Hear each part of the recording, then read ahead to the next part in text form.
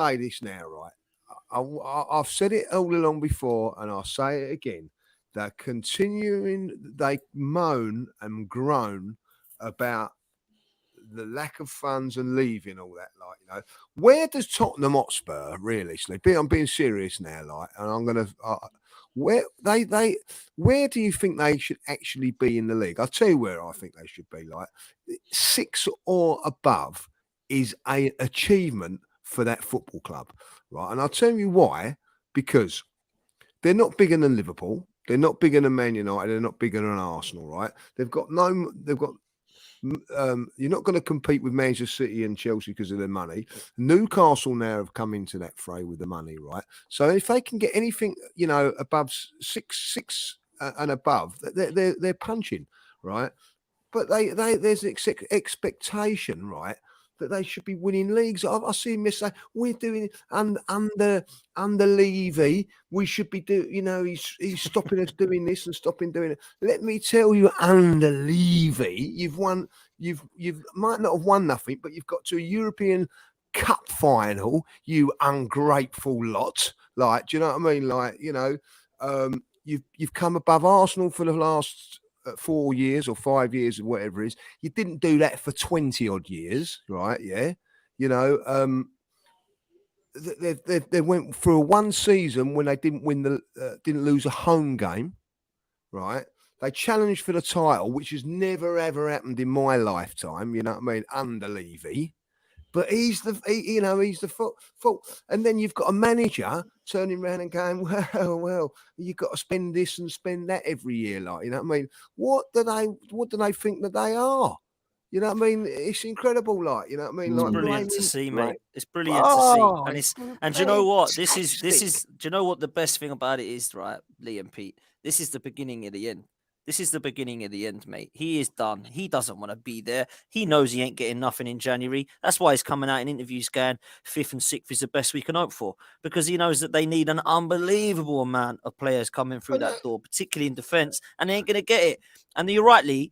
Levy, right, is the one they want out, right? They need new owners, apparently. They need Levy, right? You're absolutely spot on. I said to Tobes only just a minute ago on Matisse channel, right? We were talking about West Ham, and he said that Thomas Frank would be a good appointment for West Ham if he'd want to leave Brentford for West Ham at the moment because they're in a shambles, right?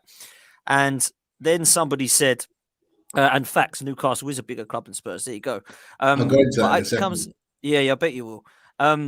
So I said this. I said Thomas Frank. Someone said Thomas Frank for Spurs if Conte goes. Tobes goes, I don't want him. He doesn't win anything. Well, hang on a minute. Neither do you, mate. You know what I mean? Thomas Frank has won as much as the last 14 or 15 Tottenham managers have. Arrogance with Tottenham. It is unbelievable arrogance. It's like they have this God-given right that they should now be, because they're a big 6 club, which actually should be called the rich 6, yeah? Because apart from now Newcastle who are coming to that, it's the only reason that Tottenham actually got it is they've had some money behind them with the stadium and all that. And let's be honest, they're now an amazing amount of debt, unbelievable amount of debt. It's hilarious, right? So I don't understand where this God-given right is that because Conte's come in now that we were supposed to give him all this money in the world. Levy's never done that with anybody. He didn't give Pochettino a penny. The worst thing that football club could have done was got rid of him, and I'm so glad they did. But trust me, he's the one who'll come back. They'll get him back. Kane will be gone. Conte will be gone, and Tottenham will be where they belong, because you're being kindly. They've always been a top half team in my time, and that's where they belong, man. So, Pete, I'll let you come in on that, bro. I'm sure you've got some points for that. Yeah, definitely. Look, I'll go back to the Conte situation. Conte was doing the classic Conte during the Villa game, bringing players on that aren't favourable, like your Emerson Royals and players like that. And the reason he's doing it is to send a message upstairs that I need money in January, money that he's not going to get. And this is why he's coming out with the comments about, we should be getting maybe 5th, 6th, 4th. He's already preempting what's going to happen. And then they're on the downfall. There is no doubt about it. And Conte will not be there next season, in my opinion. Carries on like this, he will not be there because he won't want to be managing a team that are in the Europa League or the Europa Conference League. And honestly, with the way in which they play, it's not even just about results. It's about the way they play. The way they play won't get them Champions League football. The other thing I'll add to that, and Best in the World mentioned it, and you just put it up on the screen a second ago. I like the fact that he's got the CM Punk signature as well. I'm a big wrestling fan, so it resonated with me. But yeah, he put about Newcastle a bigger club than Tottenham. Now, a lot of modern fans will look at Newcastle and go, no chance. Tottenham got big stadium, played Champions League football, got to a final, as Lee quite rightly said. But I've been a Newcastle fan 30 years, and I distinctly remember Newcastle being one of the top six before the top six was even a thing. Okay, and it was only when Mike Ashley came in and bought the club that those fortunes changed. And within that time, within that 15 years, Tottenham have been allowed to basically, and I've said this constantly, all they've done is took our place. Now that we've got our owners, new owners, and we've got ambition finally after 15 years, we want it back. And I think we'll get it back very, very quickly, providing that we have a good season and we're competing at the top end of the table. Because these owners, money aside, these owners are ambitious. They want the absolute best for Newcastle, and that's all we could have asked as a club. But we were playing Champions League footballs, getting into latter stages, fighting for the top four every single year, whereas Tottenham were finishing mid-table. Like all it's done is flipped itself on its head, but now it's going to flip itself back, in my opinion, and we're going to be that team. Listen, I think you're bang on. And, Lee, I want to come to you just lastly on this Spurs thing, because this is, we want to talk about Arsenal Newcastle. Do you actually think this, like me and Pete do, that this could be it now? Like Conte going, Kane leaving, because it's going to happen. He ain't going to sign a new deal. They're chaining him to a radiator. Do you know what I mean? Son looks dead out here, like absolutely done. He does not look interested. He looks absolutely awful when he does play for Tottenham. They're the two players they're relying on. Okay, they've got some good players. I like Romero. I like Kulusevski. I think Bentancur is a good player. So they'll have good players left. But actually, you're looking at potential elite or world-class players. I think they could be done out of here with manager and players, Lee. It could be quite a bad few bleak years for Tottenham's future, mate. Could be done. They've never been done. This is my thing about it. This is what makes me laugh about Tottenham. All my lifetime, Dan, as an Arsenal fan, football, whatever, Tottenham Hotspur, right? Let's get this right about this club, right? In all my lifetime, I've competed to the challenge for the title twice in my lifetime. Twice. Once they lost to Everton, right? I think they come challenge for Everton, and Everton won it, right? Yeah. And the next time after that was when Leicester won it, when they come third. Right, you know what I mean? Like in a 2-horse race, Thanks to Newcastle beating them 5-1. They have done it.